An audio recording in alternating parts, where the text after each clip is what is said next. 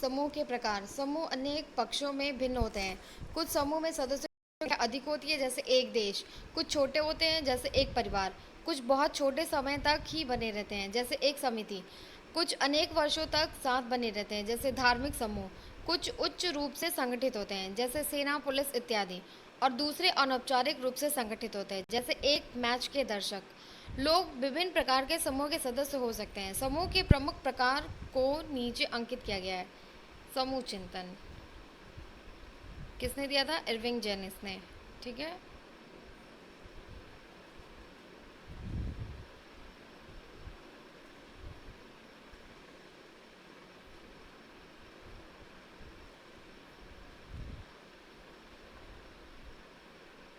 इसमें क्या है? समूह सदस्यों के बीच असहमति के बावजूद आलोचनात्मक चिंतन को पुरस्कृत एवं प्रोत्साहित करना। समूह को वैकल्पिक कार्य योजना प्रस्तुत करने के लिए प्रोत्साहित करना। समूह के निर्णयों के मूल्यांकन के लिए बाहरी विशेषज्ञों को आमंत्रित करना। सदस्यों को अन्य विश्वास पात्रों से अपने निर्णय के संबंध में प्रतिक्रिया को जानने के लिए प्रोत्साहित करना।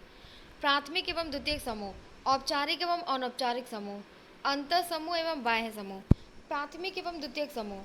प्राथमिक एवं द्वितीयक समूह के मध्य एक प्रमुख अंतर यह है कि प्राथमिक समूह पूर्व विद्यमान निर्माण होते हैं, जो प्रायः व्यक्ति को प्रदत्त किया जाता है, जबकि द्वितीयक समूह वे होते हैं जिसमें व्यक्ति अपनी पसंद से जुड़ता है। अतः परिवार, जाति एवं धर्म प्राथमिक समूह हैं, जबकि राजनीतिक दल की सदस्यता द्वितीयक समूह का उदाहरण है। प्राथमिक समूह में मुखोन्मुख अंतःक्रिया होती है, सदस्यों में घनिष्ठ शारीरिक सामीप्य होता है, उनमें एक उत्साहपूर्ण सामूहिक बंधन पाया जाता है। प्राथमिक समूह व्यक्ति के प्रकारों के लिए महत्वपूर्ण होते हैं और विकास की आरंभिक अवस्थाओं के लिए भी के व्यक्ति के मूल्य आदर्श के विकास में इनकी महत्वपूर्ण भूमिका होती है। इसके विपरीत द्वितीयक समूह वे होते हैं जहाँ सदस्यों में संबंध अधिक निवैयक्तिक, प्रत्यक्ष, अप्रत्यक्ष एवं कम आवृत्ति वाले होते हैं। प्राथमिक समूह में सीमाएं कम पारगम्य होती हैं, अर्थात सदस्यों के पास इसकी सदस्यता वर्ण या चयन करने का विकल्प नहीं रहता, विशेष रूप से द्वितीय समूह की तुलना में, जहां इनकी सदस्यता को छोड़ना और दूसरे समूह से जुड़ना आसान होता है। औपचारिक एवं अनौपचारिक समूह। ऐसा समूह उस मात्रा में भिन्न होता है जिस मात्रा में समूह के प्रकार स्पष्ट और औपचारिक रूप से घोषित किए जाते हैं। एक औपचारिक समूह जिसे किसी कार्यालय संगठन के प्रकार स्पष्ट रूप से घोषित करते हैं। समूह के सदस्यों द्वारा निष्पादित की जाने वाली भूमिकाएं स्पष्ट रूप से घोषित होती हैं। औपचारिक तथा अनौपचारिक समूह संरचना के आधार पर भिन्न होते हैं। औपचारिक समूह का निर्माण कुछ विशिष्ट नियमों या विधि पर आधारित होता है और सदस्यों की सुनिश्चित भूमिका होती है। इससे मानकों का एक समुच्चय होता है जो व्यवस्था स्थापित करने में सहायक होता है। कोई विश्वविद्यालय एक औपचारिक समूह का उदाहरण है। दूसरी तरफ अनौपचारिक समूह का निर्माण नियमों या विधि पर आधारित नहीं होता, सदस्यों में घनिष्ठ संबंध होता है। अंतर समूह एवं बाह्य समूह। जिस प्रकार व्यक्ति अपनी तुलना दूसरे से समानता या भिन्नता के आधार पर इस संदर्भ में करते हैं कि क्या उनके पास क्या है और दूसरों के पास क्या है, वैसे ही व्यक्ति जिस समूह से संबंध रखते हैं उसकी तुलना उन समूहों से करते हैं जिनके वे सदस्य नहीं हैं। अंतर समूह स्वयं के समूह को इंगित करता है और बाह्य समूह दूसरे समूह को इंगित करता है। अंतर समूह में सदस्यों के लिए हम लोग वी शब्द का प्रयोग करते हैं, जबकि बाह्य समूह के सदस्यों के लिए वे दे का प्रयोग करते हैं। हम लोग वे शब्द के उपयोग से कोई व्यक्ति लोगों समान या भिन्न के रूप में वर्गीकृत करता है। यह पाया गया कि अंतर समूह में समानता व्यक्तियों में समानता मानी जाती है, उन्हें अनुकूल दृष्टि से देखा जाता है और उनमें वांछनीय विशेषक पाए जाते हैं। बाह्य समूह के सदस्यों को अलग तरीके से देखा जाता है, उनका प्रतिक्षण अंतर समूह के सदस्यों की तुलना में प्रायः नकारात्मक होता है। अंतर समूह तथा बाह्य समूह का प्रतिक्षण हमारे सामाजिक जीवन को प्रभावित करता है। इन भिन्नताओं को बॉक्स में दिया गया है। ठीक है, दाशफेल प्रयोग का अध्ययन करके आसानी से समझा जा सकता है।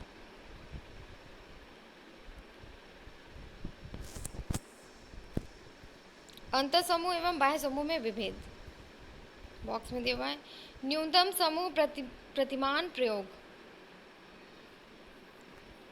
यद्यपि इस प्रकार का संवर्गीकरण करना एक सामान्य बात है, फिर भी यह समझना चाहिए कि संवर्ग वास्तविक नहीं है और ये हम लोग द्वारा बनाए गए हैं। कुछ संस्कृतियों में जैसे भारत में बहुविधता को सम्मान दिया जाता है। हम लोगों की संस्कृति एक अनोखी सामसिक संस्कृति है जो न केवल हमारे उस जीवन में प्रदर्शित होती है जिसे हम जी रहे हैं, बल्कि हमारी कला, स्थापत्य या वास्तुकला एवं संगीत में भी प्रतिबिंबित होती है। व्यक्ति के व्यवहार पर समूह का प्रभाव। हमने यह देखा कि समूह शक्तिशाली होते हैं क्योंकि ये व्यक्ति के व्यवहार को प्रभावित करने में सक्षम होते हैं। इस प्रभाव की प्रकृति कैसी होती है? हमारे निष्पादन पर दूसरों की उपस्थिति का क्या प्रभाव पड़ता है? हम लोग दो स्थितियों की परिचर्चा करेंगे।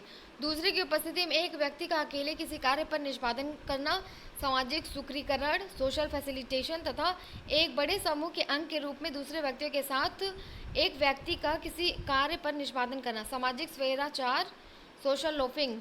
चूँकि सामाजिक सुदृढ़ीकरण की संक्षिप्त विवेचना अध्याय 6 में की जा चुकी है, अतः खंड में हम लोग सामाजिक स्वैराचार के गोचर को समझने का प्रयास करेंगे। सामाजिक स्वैराचार सामाजिक सुदृढ़ीकरण शोध यह बताता है कि दूसरों की उपस्थिति भाव प्रबोधन उत्पन्न करती है और यह व्यक्ति को अपने निष्पादन में वृद्धि करने के लिए भी प्रेरित करती है यदि वह पहले से ही कुछ चीज़ों का समाधान करने में अच्छे होते हैं। यह वृद्धि तब होती है जब व्यक्ति के प्रयासों का मूल्यांकन व्यक्तिगत रूप से किया जाता है। यदि एक समूह में व्यक्ति के प्रयासों का समुचित कर दिया जाए या एक साथ मिला दिया जाए जिसके कारण आप संपूर्ण समूह के स्तर पर निष्पादन को देखने लगते हैं, तो ऐसी स्थिति में क्या होगा? क्या आप जानते हैं कि ऐसी स्थिति में प्रायः क्या होता है? यह पाया गया कि अकेले निष्पादन करने की तुलना में समूह में व्यक्ति कम मेहनत से कार्य करता है। यह एक ऐसे गोचर को इंगित करता है जिसे सामाजिक स्वैराचार कहा जाता है। सामाजिक स्वैराचार सामूहिक कार्य अर्थात वैसा कार्य जिसमें कार्य के परिणाम में समूह के सभी अन्य सदस्यों का प्रयास सम्मिलित रहता है। करने में व्यक्तिगत प्रयास की कमी।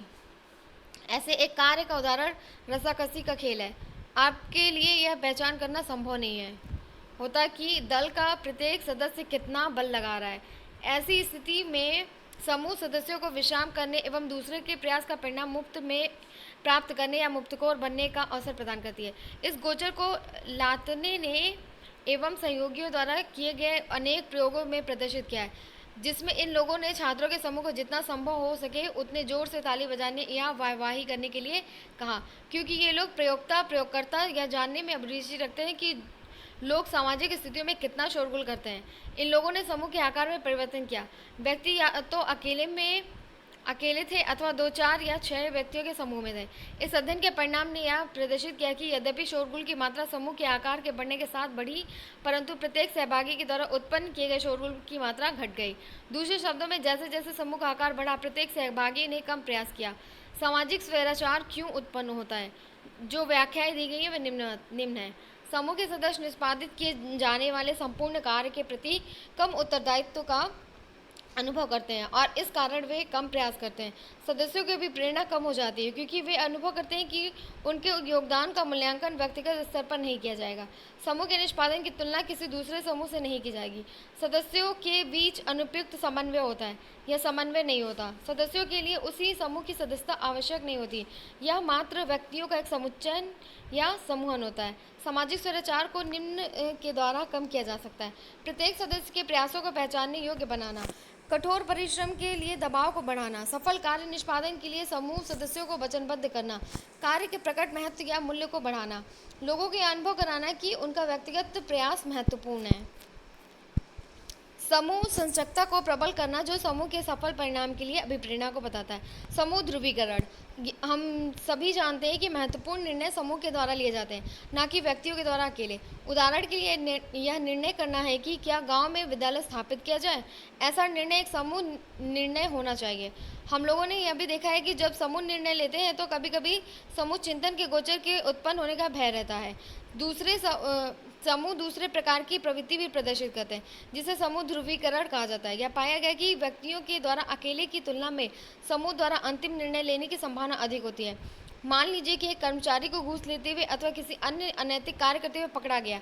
कर्मचारी के सहयोगियों से पूछा जाता है कि उसे क्या दंड दिया जाना चाहिए। वे कर्मचारी को अपराध से मुक्त कर सकते हैं अथवा उसके अनैतिक कार्य के अनुकूल दंड देने के स्थान पर उसे नौकरी से निकाल देने, सेवा समाप्ति का निर्णय ले सकते हैं। समूह की प्रारंभिक स्थिति जो भी हो, समूह में विचार विमर्श के परिणामस्वरूप यह स्थिति और मजबूत हो जाती है। समूह में अंतःक्रिया और विचार विमर्श के परिणामस्वरूप समूह की प्रारंभिक स्थिति की प्रबलता या मजबूती को समूह ध्रुवीकरण कहा जाता है। इसके कभी कभी खतरनाक प्रभाव या परिणाम हो सकते हैं, क्योंकि समूह चरम स्थितियों अर्थात बहुत कमज़ोर से बहुत कठोर निर्णय लेने की स्थिति को प्राप्त कर सकते हैं। समूह ध्रुवीकरण क्यों उत्पन्न होता है? चलिए एक उदाहरण को लें कि क्या मृत्युदंड का प्रावधान होना चाहिए? मान लीजिए कि आप जघन्य अपराध के लिए मृत्युदंड के पक्ष में हैं और यदि आप इस मुद्दे पर समान विचार रखने वाले व्यक्ति से परिचर्चा कर रहे हैं तो क्या होगा? इस अंतःक्रिया के बाद आपका विचार और अधिक दृढ़ हो सकता है। इस दृढ़ धारणा के निम्नलिखित 3 कारक हैं। समान विचार रखने वाले व्यक्ति की संगति में आपके दृष्टिकोण को समर्थित करने वाले नए तर्क को सुनने की संभावना रहती है। यह आपको मृत्युदंड के प्रति अधिक पक्षधर बनाएगा। जब आप यह देखते हैं कि अन्य लोग भी मृत्युदंड के पक्ष में हैं, तो आप यह अनुभव करते हैं कि यह दृष्टिकोण या विचार जनता के द्वारा वैधीकृत किया जा रहा है। यह एक प्रकार का अनुरूपता प्रभाव बैडगॉन्ग इफेक्ट है। जब आप एक समान विचार रखने वाले व्यक्ति को देखते हैं तो संभव है कि आप उन्हें अंतःसमूह के रूप में देखें। आप समूह के साथ तादाद में स्थापित करना प्रारंभ कर देते हैं, अनुरूपता का प्रदर्शन आरंभ कर देते हैं और इसके परिणामस्वरूप आपके विचार दृढ़ हो जाते हैं। ध्रुवीकरण का मूल्यांकन।